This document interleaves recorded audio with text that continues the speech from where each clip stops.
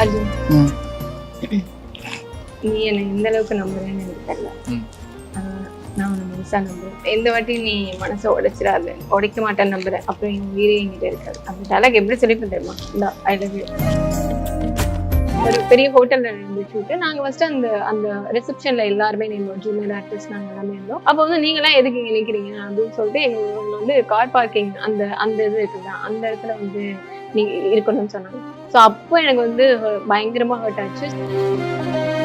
அம்மா வந்து நர்ஸா இருக்காங்க. ஸோ அம்மா ஒர்க் பண்ற டாக்டர்ஸ்லாம் இருக்காங்கல்ல, அவங்க இப்போ வந்து உன் பொண்ணு ஊருக்கு வந்தா சொல்லுங்க, இந்த மாதிரி உன் பொண்ணு கூட போட்டோ எடுக்கணும், ரொம்ப நல்லா பண்றாங்க.